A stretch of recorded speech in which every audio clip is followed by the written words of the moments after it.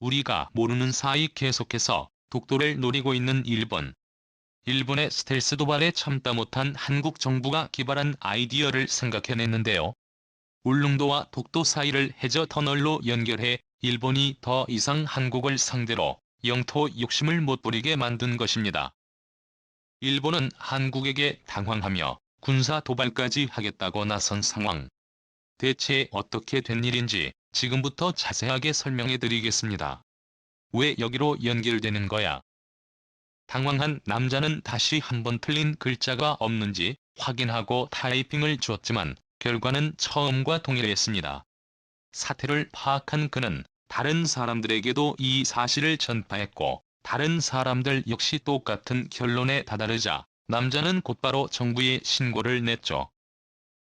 최근 한국을 뜨겁게 달군 이 사건은 독도닷컴 주소를 치면 일본 외무성 홈페이지로 다케시마 홍보 웹페이지로 연결된다는 사실이 발각되면서 시작되었습니다.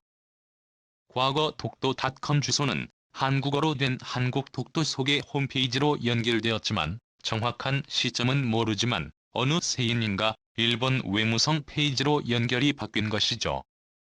네티즌들은 이 사건에 심각하게 바라보고 사건 조사에 들어갔는데요. 도메인 소유자의 정보를 조사하던 이들은 소유자의 국적이 미국 국적인 것을 확인했으나 언제 어떤 경위로 이 주소를 손에 넣었고 일본 외무성 웹페이지로 연결했는지는 알 수 없었습니다. 독도를 소개하는 일본 외무성 웹페이지는 일본 정부의 지원을 받아 다케시마의 정당성과 한국이 독도를 불법 점거하고 있다는 사실을 홍보하는 페이지로서 터무니없는 주장이 적혀있는 페이지인데요. 이번 사건도 일본 정부 혹은 일본이 계획한 일이라는 것은 자명한 일. 한국도 이에 지지 않기 위해 죽도를 활용해 다케시마 스타 JP라는 일본 도메인을 한국 외교부 웹사이트로 연결하도록 조치했습니다. 때 아닌 한일전쟁이 인터넷상에서 벌어진 셈인데요. 일본의 교묘한 독도 훔치기 계획은 우리가 모르는 사이에 지속적으로 행해지고 있는 것입니다. 현재 일본 외무성으로 연결된 홍보 페이지는 다음 달 27일까지 계약된 상태로 만약 도메인 소유자가 비용을 지불하고 계약을 갱신하면 독도닷컴은 꼼짝없이 일본 손에 넘어가는 것이나 다름없는 상황. 독도를 세계에 알리기 위한 작업이 오랜 기간 계속되어 왔지만 그에 못지않게 일본 역시 사소한 부분에서 영토 침략을 진행 중에 있습니다. 일본 교과서에도 이와 비슷한 일이 또 한 번 일어났는데요. 일본 고등학교 2학년 이상 학생이 사용하는 역사 교과서에 조선인 강제연행과 일본군 위안부 표현이 삭제된 것이 발견된 것입니다. 결정적으로 일본의 사회과목 교과서 11종 모두 독도는 일본의 고유 영토라는 기술을 나오며 일본은 변하지 않았다는 것을 드러냈죠. 일본 문부고 학생이 내년 사용하게 될 239종의 교과서를 심사 완료했지만 제대로 된 검정이 이루어지지 않은 것이 발각된 곳인데요. 하지만 일본 정부 입장에서는 아무런 문제가 없다는 주장입니다.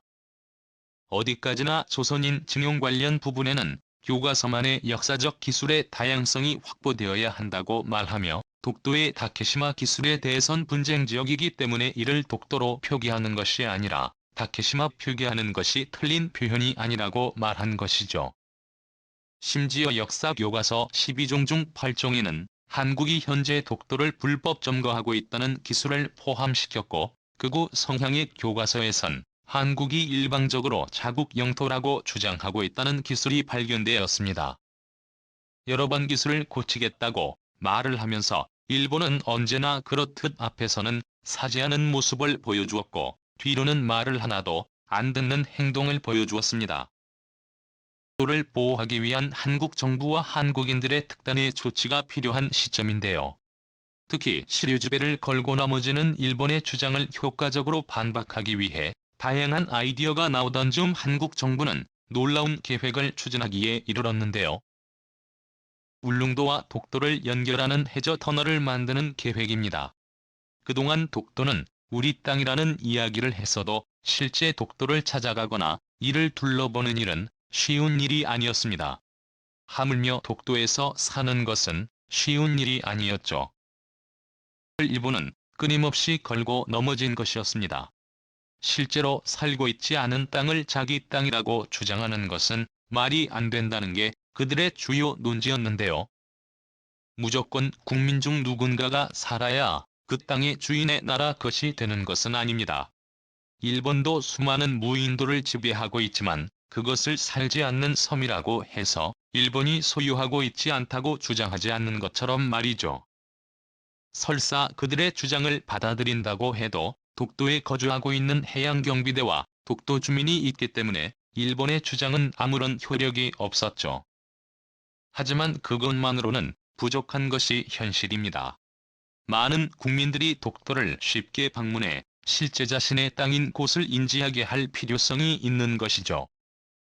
유람선을 이용하거나 울릉도 주변에 울릉공항을 건설 사람들이 자주 이용할 수 있게 독도를 자연스럽게 방문할 수 있도록 하는 것이 가장 먼저 떠오른 아이디어였지만 실제 독도를 찾아가기에는 자연 조건의 영향도 많이 받을 뿐더러 독도에 발을 딛기도 어려운 게 현실이죠. 여기서 해저터널의 아이디어가 등장한 곳입니다. 울릉도와 독도를 해저터널로 연결해 울릉도 주민이 독도에 자주 찾을 수 있도록 하거나 울릉도에 방문한 외부인이 해저터널을 이용해 독도를 방문한다면 사람들이 독도를 더 편하게 접근할 수 있습니다. 울릉도와 독도를 물리적으로 연결하면 독도를 한국 소유의 땅이라 주장하기도 더 쉽다는 장점이 있죠. 독도와 울릉도는 해수면 아래 해산 형태로 서로 연결되어 산맥을 이루고 있습니다. 또한 안정적인 형태의 기반함에 서 있기 때문에 터널 공사에 있어서 무너질 위험 없이 안정적으로 두 섬 사이를 연결할 수 있는데요. 울릉도 독도 사이에 위치한 안영복 해산을 중심으로 두 섬을 연결한다면 자연에 큰 피해를 끼치지 않고 공사를 할 수 있다는 점 역시 장점입니다. 기술적으로도 해저터널 연결은 아무 문제가 없습니다. 한국은 해저터널 기술에 있어서 세계적인 수준으로 여러 프로젝트를 통해 건설 기술의 위명을 떨친 국가이기도 한데요. 작년 국내 최장 길이의 해수터널을 개통하면서 대내외적인 관심을 한몸에 받은 국가가 바로 대한민국입니다. 국내 시공기술로 완성된 보령 해저터널은 총 사업비 4,881억 원을 투입해 충남 보령시 신흥동 대천항에서 오원산도로 연결하는 터널입니다. 세계적으로 따져보면 5번째로 긴 해저터널인데요. 6.59 길이 중 순수 해저 구간이 5.5m에 달합니다. 국내 최초로 발파 굴착방, 식인 낮음 공법을 사용했는데요. 한 안반의 구멍을 내화약을 장착 이래 폭발시켜 안반을 뚫는 방식으로 시공기일을 단축시키는데 큰 역할을 했습니다. 게다가 공사 중 터널 내 해수 유입을 차단하기 위해 IMG 시스템을 적용하기도 했습니다. 는 집안에 갈라진 틈에 충전재를 주입해 해수 유입을 막았으나 정밀 제어가 불가능해 해수로 인한 피해가 있었는데요. IMG 시스템은 충전재를 컴퓨터를 통해 정밀 제어 가능하게 바꾸면서 동시에 여러 곳에 충전재를 주입, 해수가 쏟아지지 않도록 방지하는 것이 가능합니다. 기술을 본 해외 건설업계는 한국을 보며 해저터널 착불의 기술 혁신을 이루었다는 평가를 줄 정도였죠. 이와 더불어 현재 정부가 설치하고 있는 울릉도 사동항을 군사기지 거점으로 만든다면 군병력까지 울릉도에서 운영할 수 있어 설사 일본이 함대나 잠수함을 통해 도발을 하더라도 바로 울릉도에서 독도까지 황다름의 군대를 출격할 수 있다는 장점도 있습니다. 해저터널을 이용해 군사들을 울릉도에서 바로 독도로 보낸다면 현재 독도를 지키고 있는 해양경비대분들에 빠르게 군을 배치할 수 있어 일본의 도발은 물론 다른 세력의 공격에도 재빠르게 대응할 수 있습니다. 는 기술적 현실적 논의를 거친 뒤 해저터널에 대한 논의에 들어간다고 하는데요.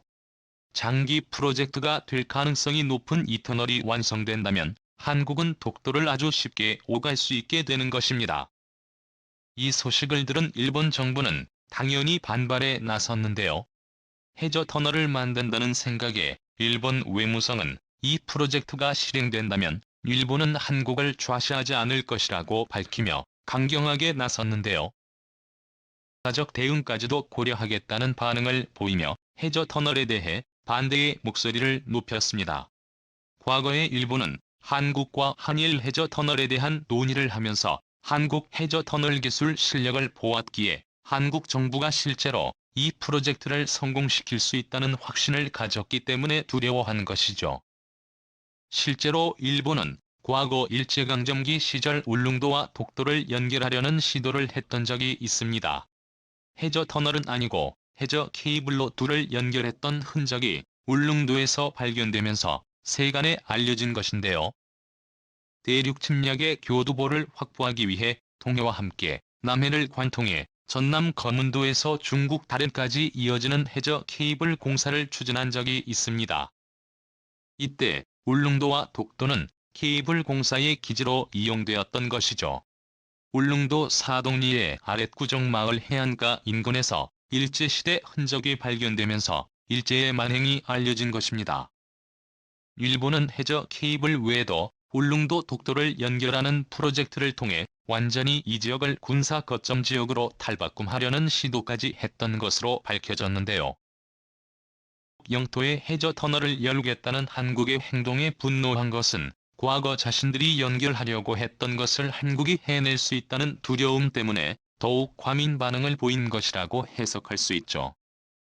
더 이상 일본이 독도를 상대로 허튼 짓을 하지 않기를 바라며 해저 터널 건설로 확실하게 독도를 한국 땅으로 전 세계에 널리 알릴 수 있기를 기원해 보겠습니다. 시민 주셔서 감사합니다.